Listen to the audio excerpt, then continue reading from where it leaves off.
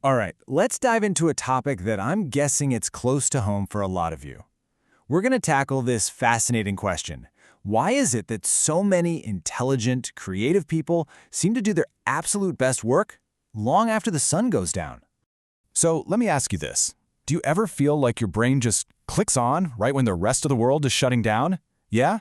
If you're nodding right now, trust me, you are in very good company.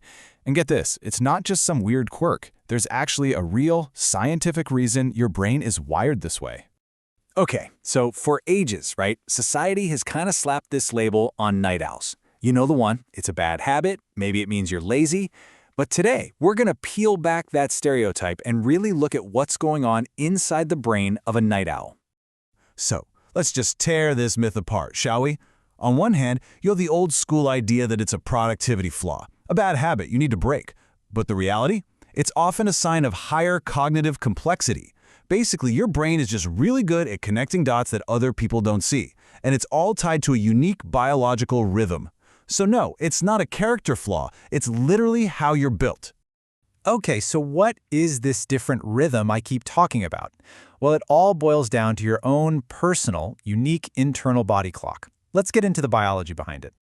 You've probably heard of this before, right? The circadian rhythm. It's basically the master clock inside all of us. But here's the thing. Not all clocks are set to the same time. This internal clock is the one in charge of telling your brain when to release melatonin. You know, that hormone that makes you feel all sleepy. Well, for all you night owls out there, this whole process is on a shifted schedule. Your brain is just wired to run later. That means the melatonin, the sleepy hormone, doesn't show up until hours after it does for an early bird. And the result? It's pretty amazing, actually. Your mind hits its peak, that sweet spot of focus and clarity, right when most people are getting ready for bed. Okay, so that's the biology, the how it works. But what about the psychology? Why does a complex brain seem to love the night so much? Well, it turns out that one of the biggest ingredients is simply solitude. Yeah, it really boils down to being alone. I mean, think about your typical day. It's packed with interruptions, small talk, all these little social demands that just chip away at your mental energy. But the night offers this incredible, quiet space to wander.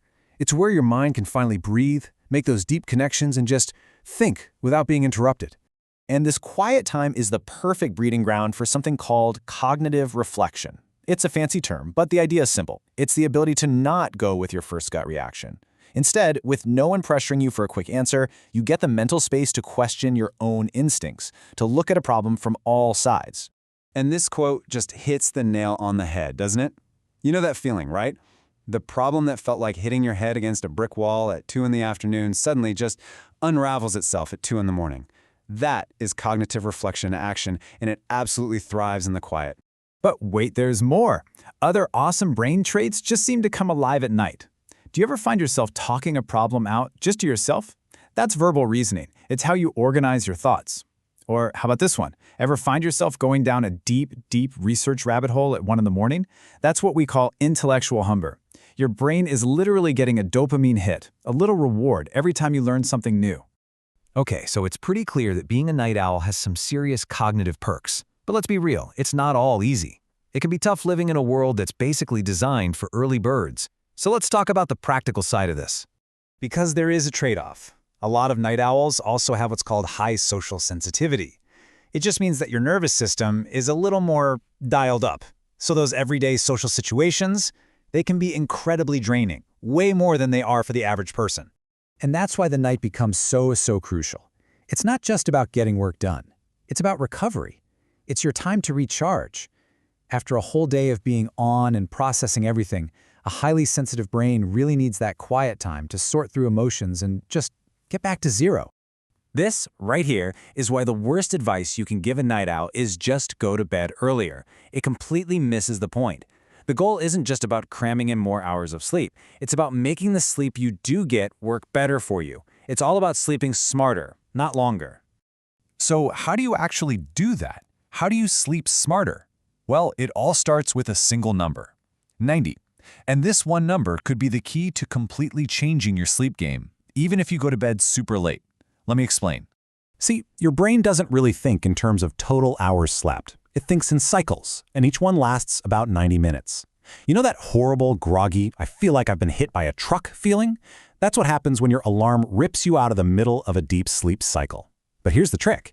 If you time your alarm to go off at the end of one of those cycles, say after 6 hours or 7.5 hours, you'll wake up feeling so much more refreshed and clear. So let's bring it all home. If you've spent your whole life feeling like you're just out of sync with the 9-to-5 world, here's the big takeaway. You are not lazy. You are not weird. Your brain is just wired for a different, deeper level of thinking, a kind of thinking that really needs the peace and quiet of the night to come out and play. And that really leaves us with one last big question to chew on.